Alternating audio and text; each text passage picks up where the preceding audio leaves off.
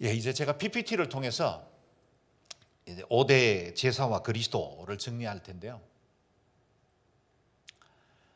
우리가 제사와 성막을 배워야 하는 이유는 딱 한 가지입니다.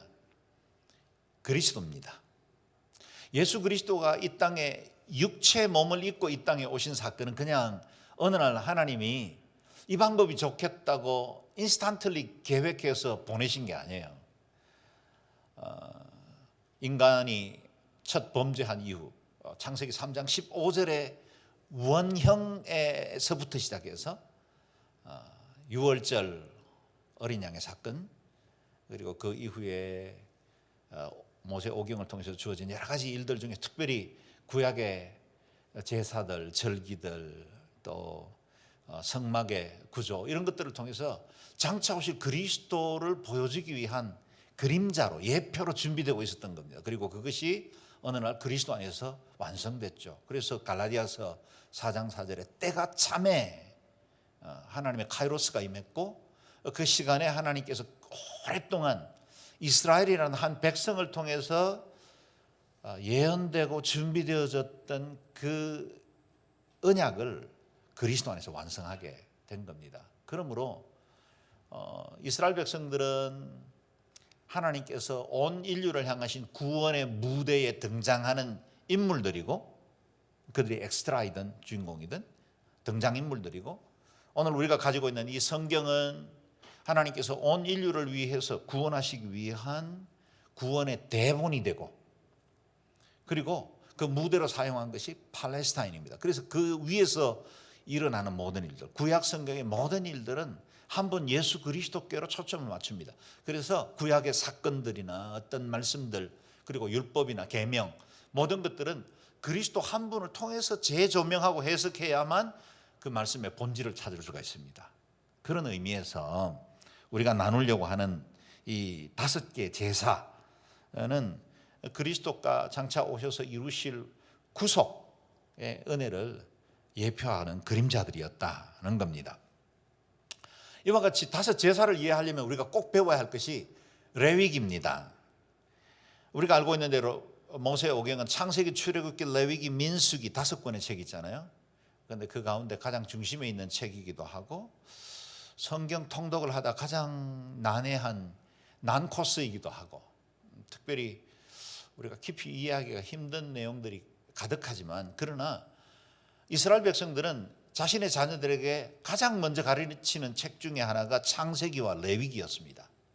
이 레위기는 하나님의 언약으로 나아가는, 하나님의 그 회복을 위해서 나아가는 중요한 첩경이었기 때문에 레위기를 그 자녀들에게 반드시 가르쳤다고 그래요. 그리고 레위기에 담겨있는 모든 말씀들은 그야말로 피비린내가 날 만한 수많은 제사들로 이루어져 있지만, 그 피 가운데 그리스도의 십자가가 뚜렷하게 보여지는, 그래서 장차 완성되게 될 언약의 가장 중요한 표대로 기록된 것이 바로 레위기입니다.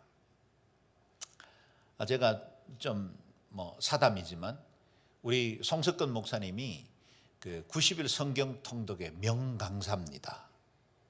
서빙고에서도 굉장히 인기 있는 강사였고, 줌으로 할 때는 해외에서도 들어와서 강의를 듣는 훌륭한 강사세요. 이제 나중에 들어보면 아시겠지만, 그래서 아마 전체적인 내용들은 우리 송 목사님이 언젠가 한번 그런 강좌 개설하면 그때 여러분 자세히 들어보시면 되겠습니다. 지금 저는 이렇게 레위기를 중심으로 이루어진 요 몇 가지 사건들만 중심으로 이번에 좀 더 깊이 다루도록 하겠습니다. 레위기는 크게 두 부분으로 나눠집니다. 1장에서 17장, 그리고 18장에서 27장으로 나눠져요. 그런데 1장에서 17장은 우리가 어떻게 하나님 앞에 나아갈 것인가, 나아가려면 제사, 제사장, 정결, 예식, 제단, 이런 것을 통해서 하나님께 나아가는 길을 알려주고요. 그 다음에 그렇다면 하나님께 나아가 거듭나 구원받은 백성들이 어떻게 하나님과 동행할 것인가를 18장에서 27장까지 나눕니다. 그래서 거룩한 백성으로서, 거룩한 제사장으로서 절기와 이름과 그 땅, 이런 것들에 대한 자세한 내용들이 나옵니다. 그래서 레위기가 무슨 책입니까? 그런다면 죄를 인하여 단절된 하나님과의 관계를 회복하고, 친백성들, 하나님의 그 언약 백성들, 선택된 백성들이죠. 친백성들의 예배와 거룩한 삶의 규례를 주신 것이다. 이렇게 말할 수 있겠죠. 자, 이와 같이 레위기에 등장하는 5개의 제사와 8개의 절기를 우리가 볼 필요가 있는데, 지금 오른쪽에 있는 8대 절기, 제가 7대 절기로 하려고 하다가 8대 절기로 한 건 안식일도 절기 중에 하나입니다. 여러분, 우리가 매일 주일 예배드리는 이 주일도 정기적으로 우리에게 하나님께 나아올 수 있도록 길을 열어놓은 것이기 때문에 절기로 간주할 수 있습니다. 물론 연간에 이어지는 절기는 아니지만 매주 이어지는 절기다. 그래서 8대 절기로 연구하는 게 좋겠다 해서 다음 주에는 이와 같은 8대 절기를 나누게 되겠습니다. 근데 오늘 나눌 것은 5대 제사에 관한 것입니다. 이스라엘 백성들이 하나님께 나아갈 때 자신의 문제와 거룩하신 하나님 사이에 어떻게 다리를 연결할 것인가, 어떻게 죄인된 우리가, 영원한 저주와 사망 가운데 죽어 마땅한 우리가 완전하시고 거룩하신 하나님께 나아갈 수 있을 것인가에 5가지 통로를 설명한 것이 5대 제사라, 그렇게 말할 수 있겠습니다. 이 5대 제사와 8대 절기가 이루어지던 곳이 바로 이곳이죠. 지금도 이스라엘 성지순례를 가면 이스라엘 백성들이 광야에서 이렇게 본토 가나안 땅으로 들어가는 길에 막 이 에시온 개베를 지나 이제 구리가 있던 그 많은 광산 지역을 지나서 들어갈 때, 그게 지금 가면 이렇게 똑같이 만들어 놨어요. 그러니까 구약 성경에 있었던, 물론 재료를 황금으로 만들거나 그러진 않았습니다. 그러나 똑같은 모양, 똑같은 크기로 만들어서 실제 번제단과 성막이 있는 장면입니다. 아마 성막을 나눌 때 2주 후에 이건 자세하게 좀 나누도록 하겠습니다. 그런데 우리가 중요하게 보셔야 될 것이, 제사에는 3대 요소가 있습니다. 우리가 제사라고 말할 때는 제단과 제물과 제사장이 필요하죠. 이 3대 요소가 되는 제단과 제물과 제사장은 모두 그리스도를 예표합니다. 그러니까 번제단도 예수 그리스도, 제물, 그 앞에 올려드려진 제물도 그리스도를, 그리고 그 모든 제사를 집전하는 것도 그리스도를 상징합니다. 이제 성막을 배울 때 보면 아시겠지만 뭐 등대나 촛대죠. 그다음에 진설병을 한 떡상이나 아니면 향단이나 다 그리스도에게 담겨 있습니다. 그래서 구약 성경은 그리스도를 이해하지 않고는 실제로 이해되지 않습니다. 그것은 우리 과거에 드리던 옛날 제사와 별 다르지 않는 종교적인 의례에 불과합니다. 그래서 이 가운데서 그리스도의 의미를 잘 발견하는 것이 굉장히 중요합니다. 먼저 오늘 우리가 주제 말씀으로 잡았던 대제사장 되신 그리스도에 관한 말씀인데, 같이 말씀을 한 목소리를 읽어보겠습니다. 시작.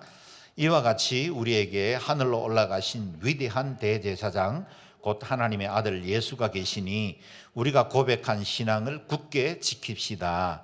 이는 우리에게 계신 대제사장은 우리의 연약함을 동정하지 못하시는 분이 아니며 또한 모든 면에서 우리와 동일하게 시험을 당하셨으나 죄가 없으신 분이기 때문입니다. 그러므로 자비하심을 얻고 필요할 때 도우시는 은혜를 얻기 위해 은혜의 보좌 앞으로 담대히 나아갑시다. 아멘.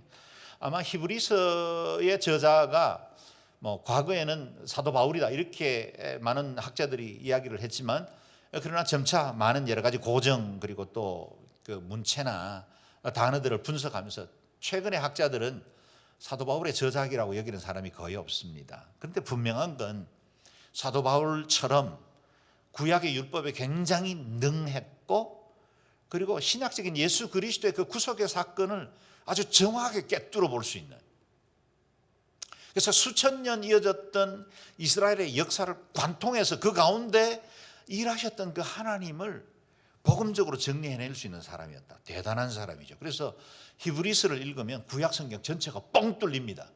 그리고 지금 우리가 배우려고 하는 이런 제사나 절기에 관한 모든 이들이 다 이해가 되는 것이 이 히브리서의 프리즘을 통해서 이해할 수가 있습니다. 오늘 본문에 보면 이와 같이 우리에게 하늘 올라가신 위대한 대제사장이 계셨다는 겁니다. 그리스도가 누구십니까? 대제사장으로 이 땅에 오신 분이시다. 그래서 그리스도라는 메시아라는 말 자체가 기름 부음이라는 뜻인데, 그건 뭐 왕과 제사장과 그리고 선지자에게 하나님께서 지명하여 부르실 때 구별하는 예식으로 한 것이 기름 부음이었죠. 어노인팅이었고, 그 어노인팅에 의해서 세워진 분. 그래서 우리 예수 그리스도는 왕이시면서 선지자이시면서 동시에 제사장으로 이 땅에 오셨죠. 그 가운데 우리가 지금 주목하는 것은 위대한 대제사장으로 이 땅에 오신 분이시다라는 겁니다. 그분이 이 땅에 대제사장으로 오셨는데 우리의 연약함을 동정하는 분이시다. 그분은 33년간 우리와 똑같은 몸을 입고 사셨습니다. 뭐 이 사실은 우리에게 얼마나 큰 위로가 됩니까? 여러분, 뭐 때로 우리가 곤고하고 지치기도 하잖아요. 우리 마음속에 불안과 두려움이 듭니다. 우리에게 좀 더 무언가를 얻고 싶어하는 욕망도 있고, 우리가 이 땅을 살아가는 동안에는 우리 안에 있는 아주 생체적인 필요들, 피곤하면 자야 되고, 또 배고프면 먹어야 되고, 목마를 때 마셔야 되고 하는 이런 생리적인 모든 것에서부터 우리의 심리적인 모든 것까지 그리스도가 경험하셨다는 거예요. 그리스도가 이 땅에 오셨을 때 무성으로 오지 않았어요.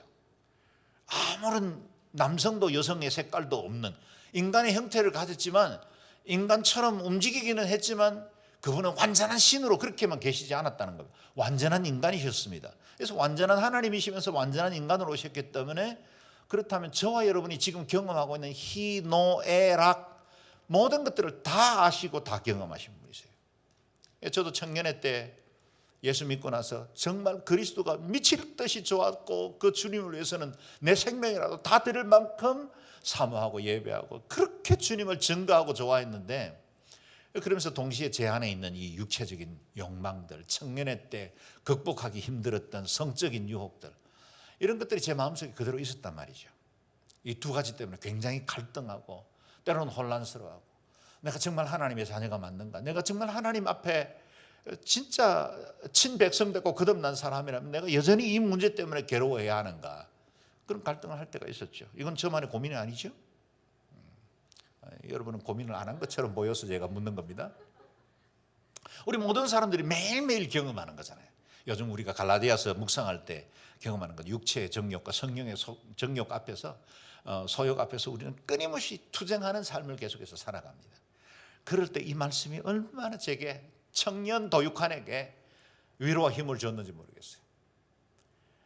우리에게 계신 대제사장은 우리의 연약함을 동정하지 못하는 분이 아니시다. 우리의 아픔을 다 아시는 분이시다. 내가 그 무엇으로 혹시 혼란스럽고 괴로워하면 그 또한 이해하시고 아시는 분이시다. 우리 하용조 목사님이 한국의 기독교 문화를 이렇게 대중에게 보급하기 위해서 선택한 것이 뭐 저 높은 곳을 향하여라는 영화도 있었고요. 또 슈퍼스타 지저스 크라이스트라는 영화가 있어요.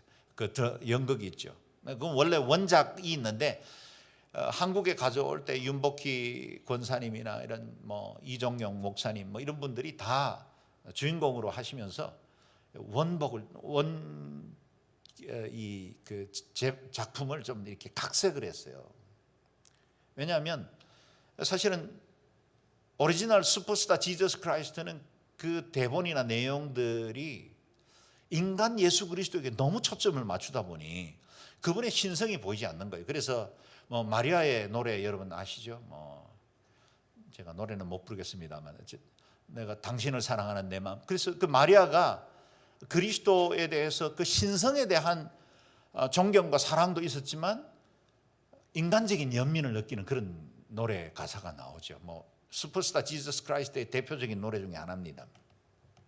그런데 이제 그런 노래들 가사를 보면 인간적으로 그리스도를 사랑하거든요. 근데 저는 이제 이 연극을 보면서 그 생각을 했어요. 그리스도는 흔들리지 않았을까? 그리스도는 여인 마리아에 대해서 조금의 여성에 대한 그 애정이나 사랑이 없었을까? 저는 그렇게 생각 안 해요. 물론 이제 그것 때문에 뭐 여러분 뭐 The Last Temptation이라는 또 엉뚱한 영화들도 나오기도 하고 뭐 그거 가지고 뭐 별의별 뭐 소설 그야말로 이 창의적인 여러 가지 이야기가 나오잖아요. 뭐 심지어는 뭐 예수님과 마리아가 결혼해가지고 아이를 낳았는데 뭐 그 아이들이 지금 후손들이 어디 살고 있고 별의별 이야기가 다 나와요. 그러나 이건 너무 인간적 관점으로 가버린 거고. 그러나 우리가 그리스도라는 한 분이 우리와 동일하신 분이었다면 적어도 우리의 아픔들을 다 아실 거다. 우리의 그 흔들리는 감정들, 우리의 연민들 다 아셨을 거다. 그런데 그분은 우리에게 동일하게 시험을 당하셨으나 죄가 없으신 분이시다. 동일하게 시험을 당하신 분이셨어요. 근데 죄가 없었어요. 그래서 그분이 대제사장이 될 수 있으셨고, 그분이 오늘 우리가 배우려고 하는 이 5대 제사의 예표가 되실 수 있으셨다는 겁니다. 그러므로 자비하심을 얻고 필요할 때 도우시는 은혜를 얻기 위해 은혜의 보좌 앞으로 언제든지 나아가도 괜찮다. 부끄러워하지 않아도 괜찮다. 두려워하지 않아도 괜찮다. 이건 하나님 앞에 숨기고 싶은데 이것은 차마 말 못하겠는데 할 것 없다. 다 가지고 나아가도 괜찮다는 거예요. 하나님 은혜 앞에 나아갈 때는 그냥 우리의 있는 모습, 내가 느끼는 감정, 내 아픔 그대로 가지고 나아가면 된다는 거예요. 그걸 전제로 해서 우리가 제사에 대해서 공부를 할 텐데요. 첫 번째, 제사 방법에 따른 분류입니다. 5대 제사는 아직 아니에요. 근데 제사 방법이 4가지가 있었는데, 첫 번째는 화제, 불태워 드리는 제사죠. 이 화제가 뭐 우리가 이제 배우게 될 속죄제, 속건제, 뭐 화목제 이런 제사들의 원형이 됩니다. 번제까지. 경배자가 제물의 머리에 안수하고, 제사장이 제물의 피를 성막 기구에 바르고 제단 주위 단 밑에 피를 쏟고 희생 제물은 단 위에 불사릅니다. 뭐 여기에 해당되는 제물들은 소, 양, 염소, 비둘기, 뭐 그리고 소제에 해당되는 곡식가루, 기름, 유향, 번제, 소제, 화목제, 속죄제, 속건제 이것들이 다 여기에 속했다는 겁니다. 그 다음에 요제는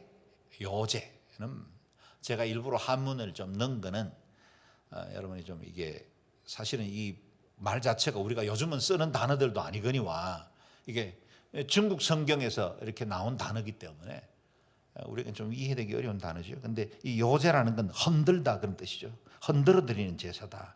경배자가 제물을 가져오면 제사장이 화목 제물을 가슴을 높이 들어 흔들어 바쳤다. 흔들어 바쳤다. 이거 하나님 것입니다. 하나님의 소유입니다 라고 올려드리는 제사였다는 겁니다. 그래서 뭐 희생 제물의 가슴, 첫 곡식단, 이삭의 떡, 레위인, 화목제, 뭐 그다음에 속건제, 땅의 첫 열매 이런 것들을 요제로 드렸다는 겁니다. 그다음 세 번째는 거제였다.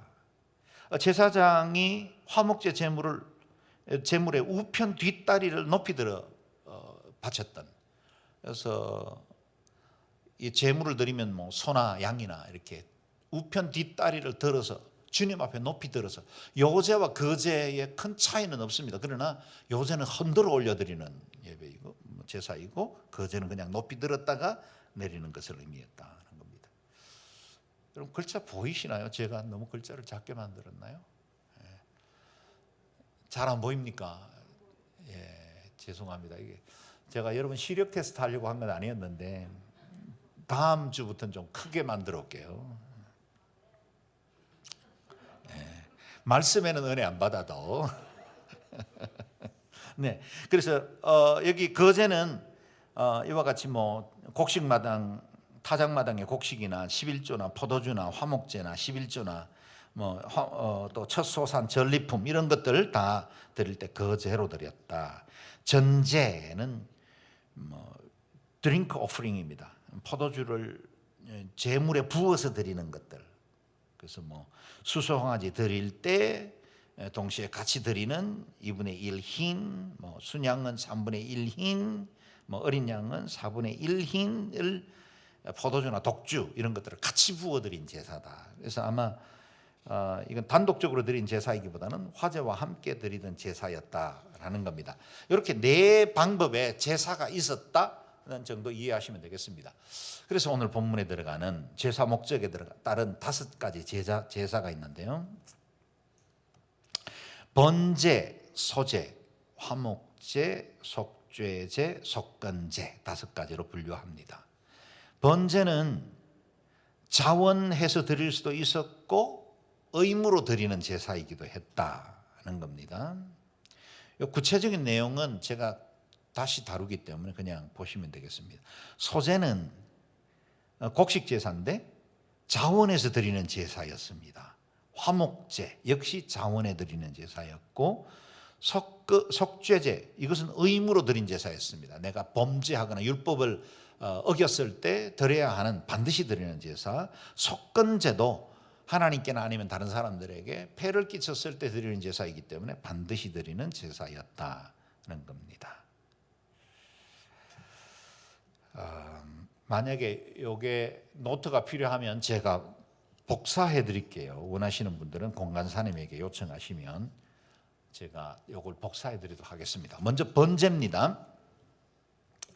번제는 레위기 1장 1절에서 17절에 나오는 이야기죠. 번제는 단 사면에 피를 뿌리고 각든 제물의 전체를 불사르는 제사였다. 번제의 가장 큰 특징은 모든 제물을 완전히 불살라서 하나님께 드렸던 제사입니다. 그래서 하나님께 온전한 충성과 헌신을 의미하는 제사였다. 그래서 형편에 따라서 자신의 개인적인 재산에 따라서 다른 제물을 드리긴 했지만 그러나 하나님께는 온전히 불태워 드린 제사였다는 겁니다. 이것이 어떻게 드려졌는지 과정을 보면 첫 번째는 흠없는 제물을 수소나 숫염소나 숫양, 산비둘기나 집비둘기 새끼, 가난한 사람들은 이렇게 비둘기를 드릴 수도 있었습니다. 이것을 제물을 가지고 제단 앞으로 나오면 예배자가, 제물을 가져온 사람입니다. 예배자가 제물에 안수해서 죄를 증가합니다. 죄의 삭은 사망입니다. 피에 대한 대가는 완전히 그 피를 흘리는 것으로만 갚을 수가 있었습니다. 그런데 만약 그렇게 자신의 죄에 대해서 그대로 모든 형벌을 받았다면 저와 여러분을 포함해서 어느 누가 이 인류 가운데 살아있는 사람이 있겠습니까? 모든 사람이 다 죽어 마땅하죠. 모든 사람이 다 사망의 번세 아래 있었던 겁니다. 그런데 하나님이 임시의 길로 그리스도를 통해서 완성되기 전까지 임시 방편의 길로 우리에게 짐승 제사라는 방법을 허락하셨는데 그 짐승 제사가 드려지는 시간 동안 예배자는 자신의 죄나 허물들을 제사 드릴 짐승들의 머리에 손을 얹어 죄를 전가하고 예배자 대신, 우리 대신 짐승이 죽음으로 인해서 그 피의 값을 지불하게 한 겁니다. 우리의 죄과를 대신 지불하게 한 거죠. 그래서 제물에 안수하고 난 다음에 제물에 피를 흘림으로 자신의 죄를 정하게 하시는 하나님의 은혜를 경험하게 했다는 겁니다. 그리고 이어서 예배자가 제단 옆에서 제물을 잡았는데 살아있는 짐승입니다. 혹시 닭 잡으시나요? 요즘은 그냥 하림 그거 그냥 사서 먹잖아요. 우리 귀한 장로님의 운영하는 회사입니다. 근데 이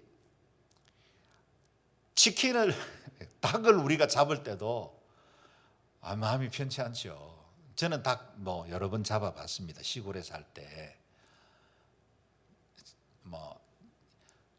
우리 아녀자를 위해서 자세한 설명은 하지 않겠습니다. 여하튼 죽는 놈도 고통스럽지만 잡는 사람도 편치가 않아요. 그러니까 이 짐승을 잡을 때 예배자가 그 동물을 직접 잡게 합니다. 왜요? 그 끔찍함을 직접 목도하게 하는 거죠. 그리고 자신이 스스로에게 있었던 그 죄과를 이렇게 전가시킴으로 해서 이 짐승이 끔찍하게 죽는다는 사실을 경험함으로 죄에 대한 경각심을 갖게 한 겁니다. 그리고 죄의 결과는 사망이다. 사망이다. 는 사실을 보여줌으로 죄에 대해서 심각함을 갖고 자각하게 만드는 역할을 했다는 겁니다. 그렇게 이제 제물을 잡고 나면 제사장이 제물의 피를 제단 사방에 뿌립니다. 그 제단 사방에 뿌리는 그 피는 이스라엘 백성들에게는 유월절 어린 양의 피를 문설주와 임방에 바르던 그 사건을 기억하게 하죠. 그래서 어린 양의 피로 인해 저주와 사망의 유월, 패스오버 하는 경험을 통해 자신의 속죄의 은총을 깨닫게 합니다. 그 다음에 다섯 번째 보면 예배자가 죽은 짐승의 가죽을 벗기고 각을 뜹니다. 예배자가 직접 죽은 짐승의 가죽을 벗기고 각을 뜬다는 건 이렇게 관절 마디마디를 자른다는 이야기거든요. 그렇게 해서 자신의 정욕과 죄로부터 자신이 분리되는 경험을 합니다. 그래서 죄의 결과가 이렇게 끔찍하기 때문에 내가 이 모든 것들로부터 자신이 정결케 되어야 된다는 고백을 하게 하죠. 그 다음에 여섯 번째, 제사장이 제물 전체를 불살라 온전한 헌신을 하게 합니다. 생명과 모든 것을 드린다는 의미죠. 그래서 이 번제는 구원을 위한 제사하면서 또한 원죄를 위한 대속을 상징합니다. 거기 히브리서 10장 말씀이 나오는데 글자가 잘 안 보일지 몰라서 그냥 제가 읽겠습니다. 우리가 예수의 피를 힘입어 성소에 들어갈 담력을 얻었나니 그 길은 우리를 위하여 휘장 가운데 열어놓으신 새로운 살 길이요 휘장은 곧 그의 육체니라. 아멘. 마치 짐승의 가죽을 벗기고 각을 뜨는 것처럼 하나님과 우리 사이를 가로막고 있는 지성소의 휘장이 찢어짐으로 각을 뜨는 거죠. 찢어짐으로 우리가 그리스도께로 나아갈 수 있는 새로운 살길, 생명의 길이 열리게 되었다라는 겁니다. 예수 그리스도의 피, 그분의 보혈, 그 공로를 힘입어서 우리가 속죄의 은총을 누리게 되었다는 겁니다. 이사야 53장에 보면 우리는 다 양 같아서 그릇 행하여 각기 제 길로 갔거늘 여호와께서는 우리 무리의 죄악을 그에게 담당시키셨도다. 그래서 우리의 모든 죄가가 그리스도 안에서 성취됨을 예표하고 있습니다. 두 번째는 소제입니다. 번제나 화목제를 드릴 때 병행하여 불살라 드리는 제사인데 기름, 유향, 소금 등을 섞어 드리기도 했습니다. 제사의 목적은 하나님께 순수한 희생적 봉사를 의미했습니다. 지금 우리가 찬양으로 섬기고 수요예배 미리 나와서 중보기도로 돕고 하는 이 모든 것들은 소제에 해당되는 겁니다.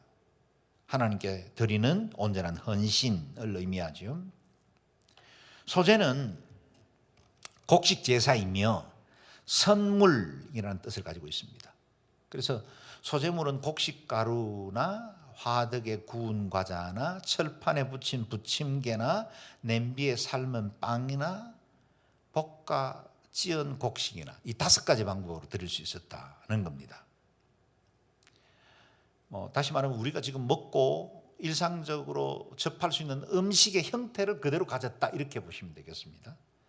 우리 주님도 도목사처럼 부침개를 좋아하셨다. 그런 의미이기도 합니다.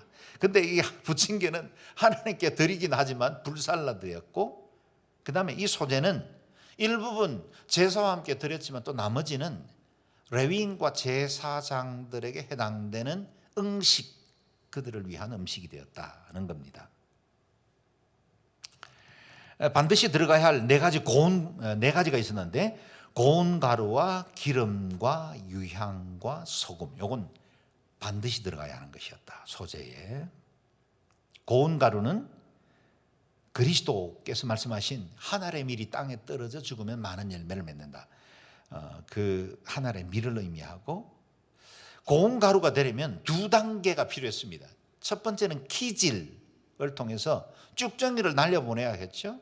요즘처럼 이렇게 탈곡이나 이런 곡식을 이렇게 정화시키는 기능들이 온전하지 않았던 때이기 때문에 키질이 반드시 필요했습니다. 두 번째는 맷돌질, 그야말로 갈아야 고운 가루가 되죠. 아마도 당시에 기술이라면 맷돌에 몇 번 넣어서 다시 돌려야만 아마 고운 가루가 나왔을 겁니다. 이것은 우리 자신의 정욕과 세상의 육체적인 즐거움들을 키질해서 날려보내고 맷돌질해서 우리 자신을 쳐서 복종시키는 것을 상징합니다. 온유한 예배자를 상징하죠. 그 다음에 기름은 기름 부으심 받은 그리스도를 의미합니다. 기름은 성령 충만한 예배를 상징하죠. 그래서 기름이 꼭 들어갔어야 했다는 거고, 유향은 그리스도의 탄생과 죽음, 그리스도의 탄생 때도 보배 합을 열어 유향을 올려드리죠. 동시에 주님의 그 돌아가실 때도 마리아가 향유 옥합을 깨뜨림으로 유향으로 하나님 앞에 장사를 준비하죠.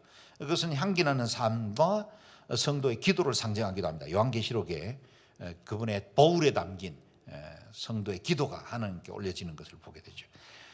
그다음에 소금은 영원한 소금 언약이라는 말씀하죠. 그래서 맛과 부패를 방지하고, 우리가 어제 담임 목사님께 말씀드렸던 내용과 같습니다. 소금은 성도들의 삶과 사명을 가리키는 것이다 하는 겁니다. 그 다음에 들어가지 말아야 할 두 가지가 있습니다. 그것이 바로 누룩과 꿀입니다. 소재에는 절대로 누룩과 꿀은 집어넣으면 안 됩니다. 누룩은 죄의 전염성과 확장성을 말하고, 이스트죠. 이렇게 계속해서 부풀어지니까. 그 다음에 꿀은 육체적인 쾌락과 세속주의, 혀끝을 달콤하게 하는, 오늘날로 말하면 설탕이 되겠죠. 너희는 세상의 설탕이라 말하지 않으시고 소금이라 말씀하신 주님, 어제 우리 담임 목사님 그렇게 말씀하신 것과 같습니다. 고린도전서 5장에 보면 적은 누룩이 온 덩어리에 퍼지는 것을 알지 못하느냐, 너희는 누룩 없는 자인데 새 덩어리가 되기 위하여 묵은 누룩을 내어버리라. 이스라엘 백성들에게는 유월절, 그 한 주간 동안은 무교절로 지킵니다. 무교절, 발효된 음식을 가까이 하지 않습니다. 그래서 그때는 오로지 발효되지 않은 빵들만 먹습니다. 그래서 지금도 이스라엘에 가면 마짜라는 아주 딱딱한, 우리로 말하면 크래커 정도 될까요? 발효되지 않는 그런 딱딱한 마짜를 가지고 유월절 예식을 행합니다. 제가 한 20년도 더 된 것 같은데요, 이스라엘에 갔을 때 때마침 그때가 유월절 기간이었어요.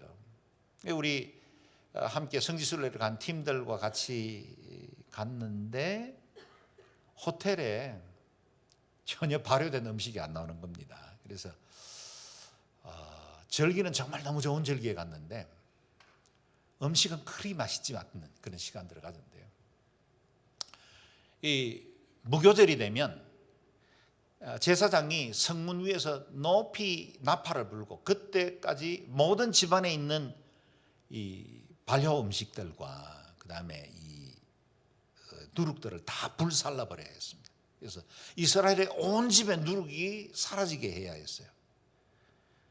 그때 유월절 그 기간 동안에 발효되지 못한 빵을 먹었던 믿음의 선조들을 기억하면서 고난의 한 주간을 보냅니다. 우리가 마치 고난주간 한 주간을 보내듯이 그와 같은 시간들을 거쳐서 자신의 혀끝을 즐겁게 하는 쾌락으로부터 자신을 정결케 하고, 음식을 먹기는 먹지만 그러나 아주 최소의 음식으로 자신을 절제하는 그런 시간들을 가진다는 겁니다. 그래서 소재는 이와 같이 들어가야 할 것들과 들어가지 않는 것을 통해서 성도의 삶, 우리의 삶이 어떻게 살아야 되는지를 보여주는 모델이다는 겁니다. 그리스도께서 이같이 소재 모델을 우리에게 주셨습니다. 그 다음 세 번째는 화목제입니다. 화목제는 그야말로 우리로 화목케 하는 제사인데, 화목제물은 암수 구분 없는 흠없는 소와 양과 염소였다. 다른 제물들은 암소 구분이 있습니다. 수송아지를 드리게 돼 있고 수염소를 드리게 돼 있어요. 그러나 화목제물은 암소를 구분하지 않습니다. 암수를 구분하지 않고 무엇이나 드릴 수 있습니다. 방법은 번제와 유사합니다. 그런데 기름과 콩팥만 불사릅니다. 나머지는 제사장과 백성들의 교제의 성물이 되는데, 예배자 본인과 자녀들, 노비들, 성중에 있는 레위인들 모든 사람들이 이 화목 제물로 드려진 음식을 가지고 교제합니다.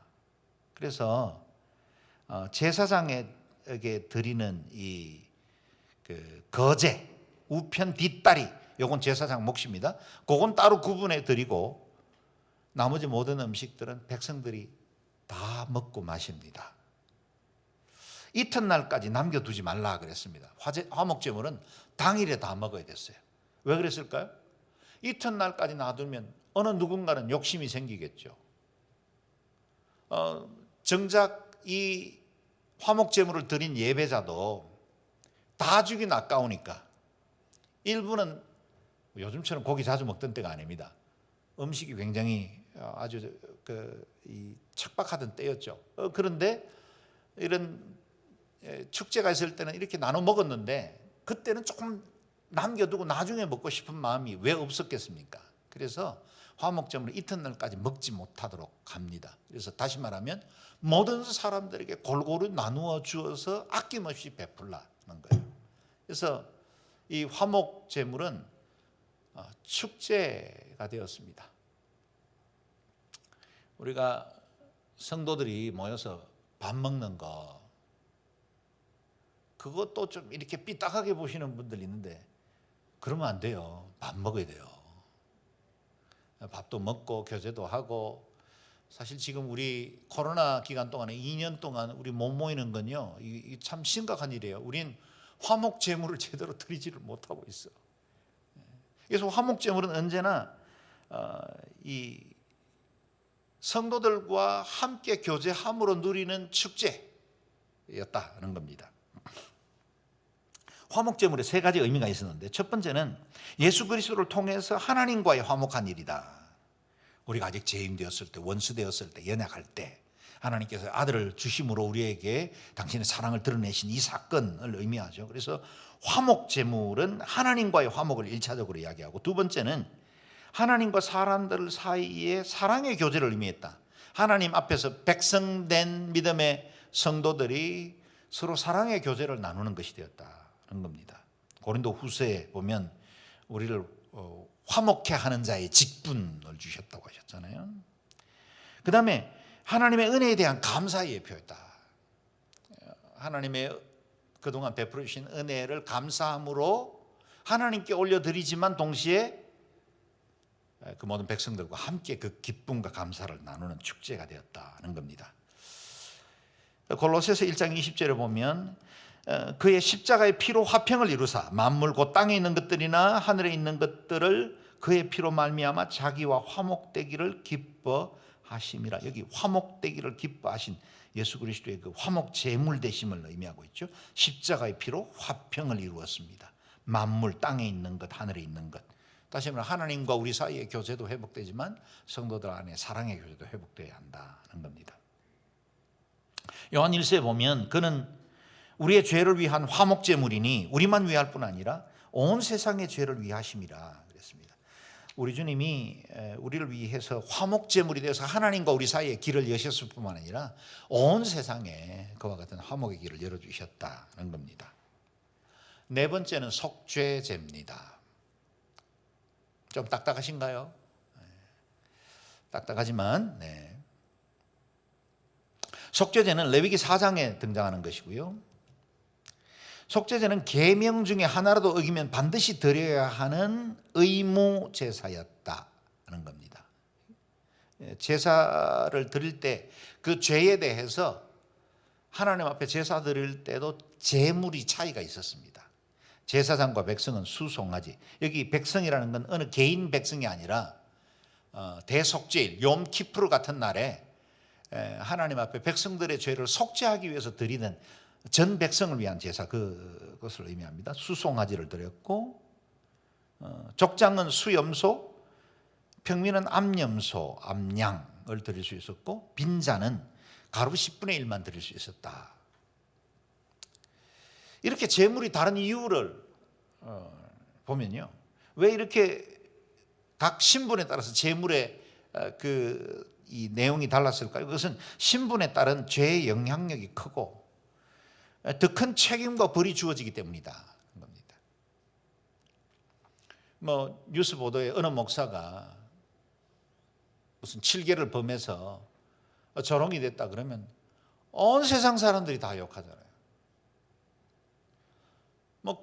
어느 누군가 그런 범죄를 지어도 그 사람이 누군지 모를 때는 그냥 넘어가잖아요. 그런데 목사가 죄졌다 그러면 세상 언론들도 난리를 치고 또 사람들도 또 그거 가지고 목사가 그런데 이렇게 교회를 비난하고 예수 믿는 사람들을 은근히 조롱하는 일들을 합니다.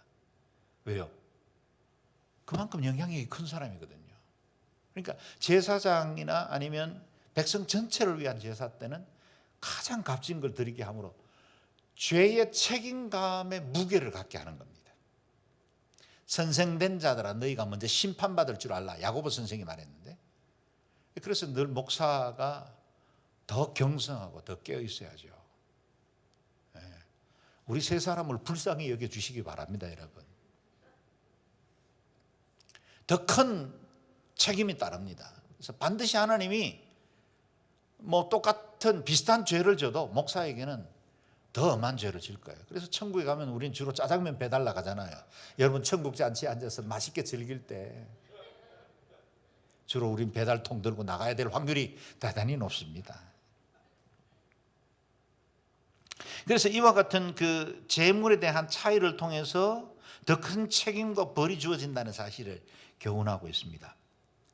제사장의 속죄는 방법이요, 안수 후에 도살하고 피를 지성소 휘장에 7번 뿌립니다. 지성소로 들어가는 그 휘장에 7번 뿌립니다. 그리고 분향단의 뿔에 피를 바르고 번제단 아래 붓습니다. 그리고 기름과 콩팥은 번제단에 불사르고. 저는 이 말씀을 보고 참 굉장히 마음에 아주 큰 무거운 짐을 가졌는데, 나머지는 진 바깥 재버리는 곳에서 불살라요. 아주 독특합니다. 다른 제사는 번제단 위에 불살라요. 그런데 제사장의 죄를 속죄할 때는 내장과 이 기름만 번제단 위에 불사르고 나머지는 진 밖에 쓰레기 버리는 곳에, 죄를 버리는 곳에 가서 거기서 불살라 버립니다. 완전히 죄에 대한 이 분리. 그리고 하나님의 제단에조차도 향내로 드릴 수 없는 거예요.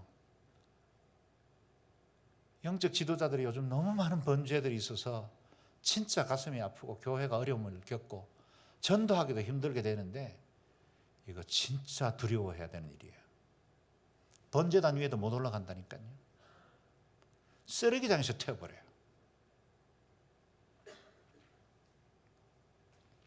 그 다음에 족장이나 백성들의 속죄는 좀 방법이 다릅니다. 안수, 도살하고 피를 지성소 휘장에 뿌리는 것까지는 같아요.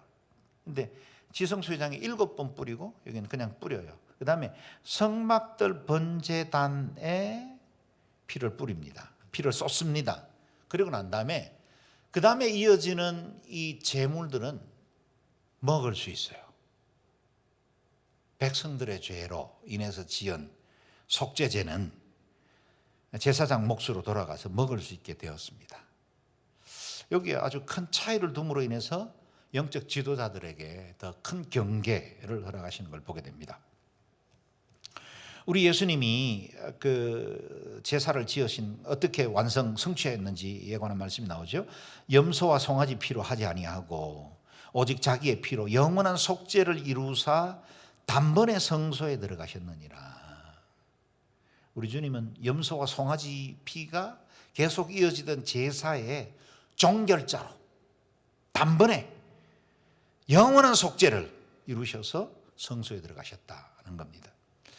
그 다음에 10장 19절에 보면 우리가 예수의 피를 힘입어 성소에 들어갈 담력을 얻었나니 그 길은 우리를 위하여 휘장 가운데로 열어놓으신 새로운 살 길이요 휘장은 곧 그의 육체니라. 그분의 몸이 찢어짐으로, 마치 제사드려서 완전히 찢어짐으로 그 육체를 통과해서 우리가 새로운 생명의 길로 들어가게 되었다는 겁니다. 마지막 속건제입니다. 레위기 5장에 나오고요. 속건제는 성물과 이웃의 재산에 범한 죄의 속죄를 의미합니다. 속죄할 속, 허물, 건, 제사제 이렇게 씁니다. 우리에게는 잘 쓰지 않는 단어죠. 일종의 배상제도다는 겁니다. 부지 중에 피해를 입힌 사람에게 5분의 1을 보태서 배상하고 속건제를 드리게 되어 있습니다. 만약에 내가 원치 않게 우리 송 목사님에게 100만 원의 피해를 입혔어요. 그러면 5분의 1이니까 120만 원을 지불하고 이걸로 끝나는 게 아니라 하나님께는 속건제를 드려야 했다는 겁니다. 특별히 이 속건제 가운데도 여호와의 성물에 짓는 제들이 있어요. 하나님의 이 성전에 또는 성소에 어떤 기물들에 지을 수 있는 제도 있고, 자기가 또 잘못해서 제물을 바른 것을 드려야 되는데 잘못된 제물을 드렸다든지 이런 형태가 되겠죠. 그래서 그 잘못에 대해서 5분의 1을 더해서 제사장에게 드리면 됩니다. 그 다음에 여호와의 계명을 어겼을 때는 흠없는 수양을 속건제물로 제사 드리면 되었습니다. 이건 속죄제하고 유사하죠. 그 다음에 다른 사람의 재산, 물건을 훔치거나 착취하거나 맡았는데 거짓 위정을 해서 자기 것으로 차지해버렸거나 이런 일이 있을 때, 거짓 맹세를 했을 때 그 피해자에게 5분의 1을 더해서 배상한 후에 흠없는 수양을 속건제물로 드려야 했다. 그래서 사람들 사이에 일어나는 관계 안에서 어떤 피해를 입혔을 때는 반드시 그 피해를 보상하게 되어 있다는 거예요. 영화 밀양 보셨습니까? 전도연 씨가 주연한. 거기도 참 우리 한국교회 아픈 기록이 나와 있죠. 전도연 씨의 아들을, 주인공이 이름이 기억 안 나요. 하여튼 그 아들이 죽었어요. 그런데 그 아들을 죽인 자의 감옥. 그래서 이 전도연이 밀양에 가가지고 그 이웃집 아줌마의 전도를 받고 교회 다니기 시작했어요. 그래서 예배를 통해서, 부흥 집회를 통해서 굉장히 은혜를 받고 마음이 많이 회복됩니다. 그리고 말씀 중에 죄를 용서하라는 말씀을 듣거든요. 그래서 그 말씀을 실천하기 위해서 자신의 아들을 죽인 그 살인자의 교도소를 면회를 가요.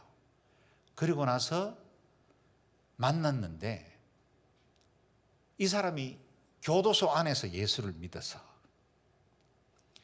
말하기를, 내가 이 교도소 안에서 예수 믿고 내 모든 죄가 다 용서받았습니다 라고 말하는 것에 완전히 뚜껑이 열려버려요. 아니, 피해자는 난데, 내가 아들을 잃었는데 누가 누구를 용서한단 말이야. 거기서 이제 밀양의 이야기가 펼쳐져요. 맞는 이야기였죠. 우리가 죄를 지으면 하나님 앞에 그 어떤 죄라도, 살인마 김대두라도 그도 형장이 이스라엘에 사라지기 전에 예수님 영접하고 죽었으니까 우리가 천국에 가면 만날 거예요. 만나고 싶지 않아요. 그렇지만 만날 거예요. 우리 하나님의 은혜와 사랑이 그렇게 크신 분이니까 다 용서하실 겁니다. 그런데 사람들과 사이에 있었던 죄들에 대해서는 배상을 해야 한다는 거예요. 그래서 서로가 서로에게 피해를 끼쳤을 때는 나는 하나님께 다 용서받았습니다 라고 말하면 안 된다는 거예요. 물론 그거는 속건 제물을 통해서, 수양 한 마리를 통해서 우리가 용서받을 수 있어요. 그러나 사람들 사이에는 5분의 1을 더해서 배상을 해야 한다. 그건 죄에 대한 책임성을 강조하고 있죠. 속건제 정신이 오늘 우리 시대에 굉장히 필요합니다. 여리고의 제사장 삭개오가, 제가 만약 다른 사람의 것을 토색한 것이 있으면 내 재산의 절반을 나눠주고 그 다음에 토색한 것이 있으면 4배나 갚겠습니다. 20%만 갚으면 되는데 400배를 갚은 거예요. 그렇죠? 400%를 갚은 거예요. 네 배를 갚았죠. 그래서 그것에 대해서 주님이 이 사람도 아브라함의 자손이다. 아주 극찬하시잖아요. 속건제 정신이에요. 바울이 로마 감옥에 갇혔을 때 오네시모라는 종이 거기 같이 갇히게 돼서 알게 됐어요. 감방에서도 바울은 전도를 했으니까 예수님의 복음을 전했는데 오네시모가 예수 믿고 회개하고 자신의 그동안의 이야기를 하는데 들어보니 공교롭게도 하나님의 섭리죠. 그동안 골로새 지방에서 교회를 세웠던 빌레몬의 종이었던 거예요. 근데 그 종이 주인을 도망쳐서 도망자로, 당시에 종들이 도망가면 로마법에서 죽일 수도 있었어요. 그런 죄인인데 바울이 빌레몬서 한 장밖에 안 되는 짧은 서신인데 그게 성경에 기록된, 마치 개인의 서신 같은데도 그렇게 중요한 서신은 뭐냐면 예수 그리스도의 용서와 은총을 사도시대에 어떻게 드러내는지를 보여주는 좋은 책이거든요. 그래서 사도 바울이 말하잖아요. 만약 오네시모가 너에게 폐를 끼친 게 있으면 나에게 계산을 청해달라. 이게 속건제 정신입니다. 우리 그리스도인들 안에 좀 속건제 정신이 필요해요. 믿는 사람이건 믿지 않는 사람이건. 제가 이제 어떤 자료를 보는데 이런 기록이 하나 있더라고요. 어떤 교회에 성도가 한 분이 왔는데 그분이 굉장히 신실한 성도래요. 예수를 믿는 집사님인데 이제 그 교회에서 고백하기를, 이제 신앙생활을 하다가 이제 뭐 은혜를 받았죠. 그래서 이제 고백하기를, 목사님, 제가 사실은 이제 사업에 부도가 나가지고 여러 사람들 돈 어쩔 수 없이 떼먹고 도망쳐서 이 도시에 와 살면서 이렇게 신앙생활을 하게 되었습니다. 이제 그 고백을 듣고 목사님이 권면하기를, 지금 갚을 수 있는 돈이 없다는 건 압니다. 그러나 만약에 집사님이 진짜 은혜를 받았으면 그동안 집사님에게 돈을 빌려주었던 사람, 돈 갚지 못하고 떼먹었던 사람들 찾아가서 용서를 구하십시오. 그게 속건제의 출발입니다. 그런 거예요. 그래서 이분이 만약에 그렇게 가면 나 감옥에 쳐넣을 수도 있고 때릴 수도 있는데, 그렇지만 목사님 말씀 듣고 제가 순종해서 가보겠습니다. 그렇게 가서 그동안 이렇게 채권자들 일일이 찾아다니면서 몇 분들을 다 인사하고, 정말 내가 잘못했다, 내가 사업에 실패해서 도저히 어쩔 수 없어서 이렇게 도망오게 됐다, 용서해달라. 근데 나중에 이제 그 집사님이 돌아와서 그 목사님께 그런 이야기를 했대요. 목사님, 그 누구도 제게 뺨을 때리거나 저를 해롭게 한 사람이 없었습니다. 얼마나 힘들었냐. 나중에 돈 벌거든 갚아라. 그렇게 날 축복하고 보내줬습니다. 그 이야기가 예화처럼 일리더라고요. 우리 믿음의 사람들이 좀 살다 보면 뭐 우리도 원치 않게 다른 사람들에게 폐를 끼치기도 하고 어려움을 줄 수 있죠. 뭐 교회에서 어려움 끼치고 다른 교회 가가지고 또 신앙생활 멀쩡하게 하는 못된 인간들도 없지 않고, 또 교회만 찾아다니면서 사기치는 아주 사악한 이 목사의 이 극렬한 표현을 용서하십시오. 그런 인간들은 아주 사악한 인간들이에요. 왜냐하면 하나님을 안 믿는 사람이 틀렸거든요. 교회 다니면서 헌금 떼먹는 인간들 꽤 많거든요. 헌금 훔쳐가는 사람들 있어요. 우리 그 교회도 뭐 큰 교회다 보니 별의별 사건들이 다 일어나는데, 이 헌금함 지금 저거 굉장히 철제로 만들었거든요. 아유, 이게 무슨 부끄러운 일이야요. 근데 헌금함 덜추원에서 훔쳐가는 사람, 그것도 뭐 이렇게 집게를 아주 고급하게 만들어가지고 요 헌금함 들어가는 속으로 해가지고 집어가는 사람, CCTV 우리도 지금 여기 설치해놨어요. 헌금함 앞에. 우리 양지도 그런 일이 있었어요. 물론 아기가 철이 없어서 그런 적이 있었죠. 근데 자꾸 헌금이 없어지니까 웬일인가 봤더니 CCTV에 어떤 애가 와서 집어가는 거예요. 이렇게 고안에 애기 손은 딱 집어넣어서. 그런 일도 있는 거예요. 근데 하나님 경외하지 않으면 뭔 짓인들 못하겠어요. 교회도 별의별 사기꾼들 다 다니거든요. 그래서 이런 인간들은 내가 볼 땐 하나님을 안 믿는 거야.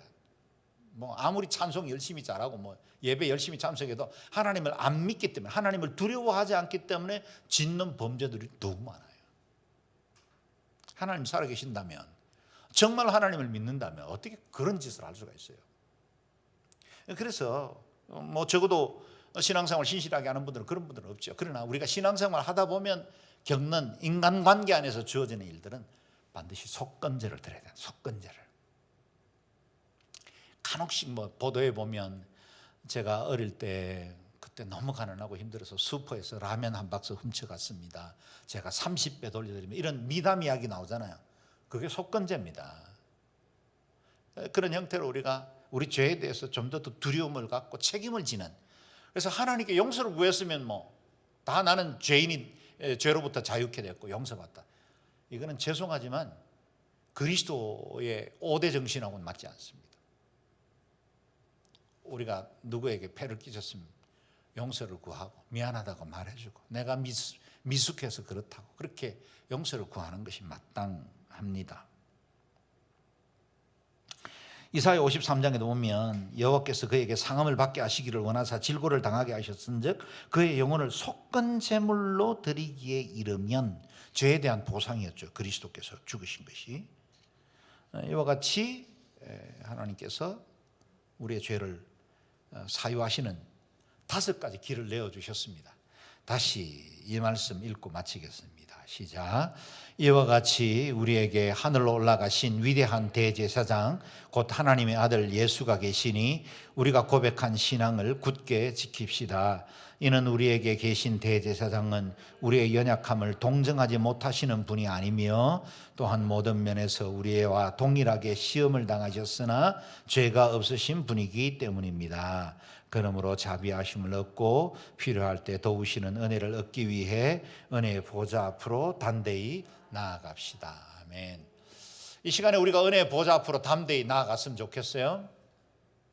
하나님의 그 지성소로 나아가서 우리의 대제사장 되신 그리스도께서 우리를 용서하시고 정결케 하시도록, 우리가 더 온전한 하나님의 사람들이 되도록, 우리의 삶이 소재와 같이 향기로운 제사로 드려지는 헌신이 되게 도와주옵소서. 우리의 모든 죄는 속죄제로 정결함을 얻게 도와주시고, 우리 성도들과 화목제를 통해서 서로 연합하고 귀히 여기며 나누고 베풀고 함께 축제를 베푸는 교회 되게 도와주십시오. 속건제를 통해 책임 있는 구성원으로 서로에 대해서 책임지는 그런 신실한 하나님의 사람들 되게 도와주옵소서.